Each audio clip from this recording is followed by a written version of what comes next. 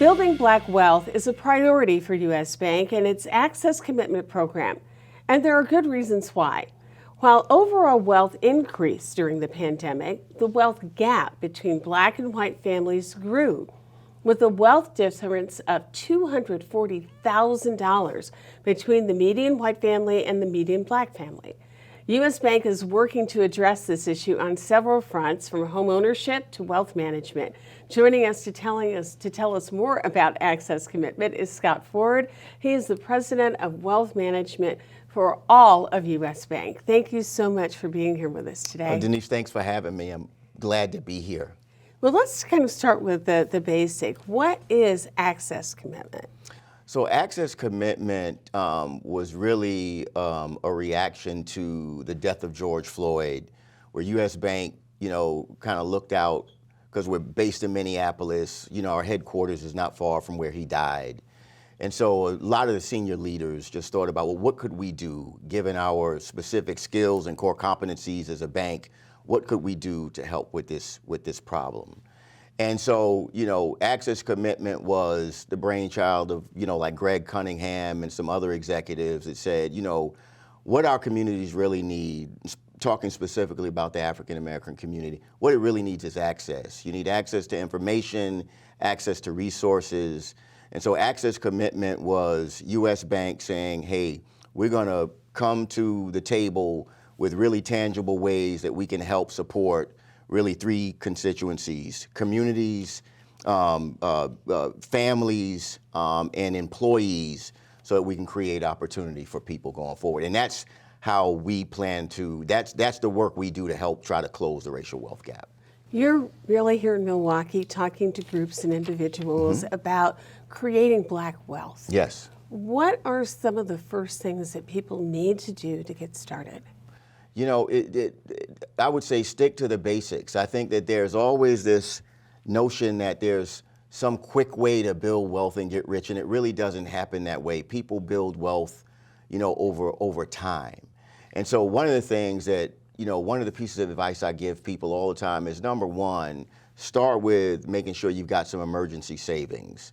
What we know is 63% of all Americans could not come up with $500 in the event of an emergency. So think about what happens, Denise, if your hot water heater breaks, right? You've got to go buy it. I don't have the money to do it, so now I put it on a high interest rate credit card. That becomes a self-fulfilling prophecy, right? If you have a credit card with a $10,000 balance and you're paying 18%, it could take you more than 2 decades to pay that balance off. So I say job number one is make sure that you have an emergency fund for, that rainy day occurrence, so that you don't have to resort to using credit card and debt. The other thing I would say is, pay yourself first and automate your savings. A lot of people just don't, they're not in the habit, they're not in the discipline of saving money on a regular basis. And we encourage people, pick some amount, start with wherever you are. It could be $10 a day, it could be $50 a paycheck, but whatever it is, start and stick to it. And put that money somewhere where you're not gonna, go get it right away and do something impulsive with it. If you do those two things, you'll be well on your way to building wealth. There's some very specific areas which U.S. Bank is focusing these efforts on to build wealth. One of them is on home ownership. That's right. How is U.S. Bank working with people to help them understand the importance of it and how that is a really key wealth building aspect? Well, U.S. Bank, we have an Access Home Mortgage program where we're really, we have professionals that are out in communities really helping to educate people. We find some of the challenge is just a lack of knowledge and information. We talk about the notion of financial literacy is really, really important. So we have individuals that will coach you through, what kind of mortgage would I qualify for? How much mortgage would I qualify for? What does that process look like? And that's one way that we're helping. You're absolutely right. Home ownership really is the biggest source of wealth for most families. And if you think about, African American community, with historic practices around things like redlining and such, we're really kind of locked out from that home ownership and, the value of homes in our communities subsequent to some of those policies, which were legal, by the way, up until the 70s and 80s, kind of depressed home values in our communities. So, home ownership is one of the best ways to pass on wealth to the next generation. And we know from our Building Black Wealth Insight study that African Americans, much more so than any other community, view home ownership as really, really important part of building wealth and passing on a legacy to the next generation. Another way you've been working is to really help Black businesses grow. It's not just access to capital, though, that U.S. Bank is providing. You're providing some access and support around best practices and things folks can do. That's right. We have access business bankers that are also part of this work. And you're right, it's not just access to capital, it's about understanding the fundamental and basic concepts around, understanding my cash flow, right? How do I decide what to allocate to marketing? Making sure that I'm seeking out vendor relationships that are going to help me buy things at better prices. How do I really use credit and leverage credit, to grow and scale my business? So we have a group of bankers that are specifically decked off against businesses in these communities, economic disadvantaged communities, to help them think through and navigate some of those challenges. So we've talked about home ownership. We've talked about building your business if you're an entrepreneur, but there also are some things that can be done to build personal wealth. What are some of the key things to that? It's been my experience. So I, started in this business many, many years ago. I was fortunate enough to work at some fantastic firms around some fantastic professionals. And as a young man, even when I didn't have any wealth, I was able to see people and be around people who did have wealth. And there are a couple things that stuck out that have stayed with me up until this day. Number one, they don't get overextended in debt, because that really has the effect of really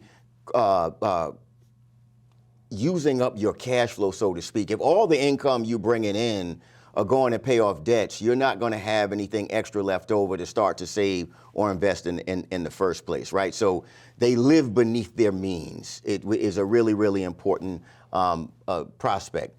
They also, they buy appreciating assets. So if you think about, many of us, myself included, when I was a young man, I thought, first thing I'm going to go do is I'm going to go get that car that I wanted, right? Well, if you do that, all you really did was buy a bill or a liability. And by the way, that car isn't going to increase in value over time. That car is going to decline in value over time, right? So wealthy people that really know how to build wealth buy appreciate assets. So they buy things like real estate.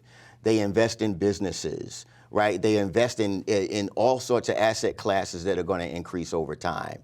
And the other thing that they do better than most other people is they're patient. They're not trying to get rich quick. We tell people it's not about timing the stock market. We all saw some of the meme stock craze the previous years. It's not timing the market. It's the time your investments are in the market that increase and appreciate over long periods of time. And that's how, and then they have the ability to delay and defer gratification. If I've got to have it right now all the time, I'm never going to have the ability to stick to my plan and watch my investments grow over time. This is really important information that people need to have. And one of the things you've done with Access Commitment is you have taken your employees of color and you've trained them so they can really be trusted resources for U.S. Bank customers. Yes.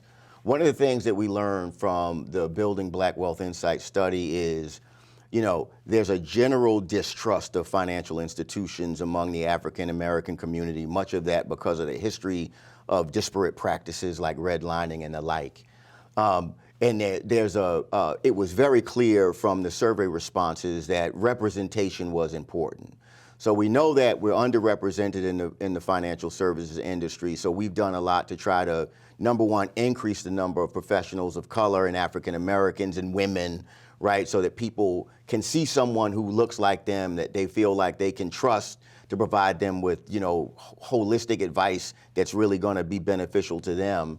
At the same time, we've given them sensitivity training to say, hey, you all, across all employee types, you all need to be aware, this is how people feel, this is how they've experienced our industry, so you need to be extra thoughtful about when you're engaged with them. Just have that awareness so that you can make sure we're not continuing to make those same mistakes.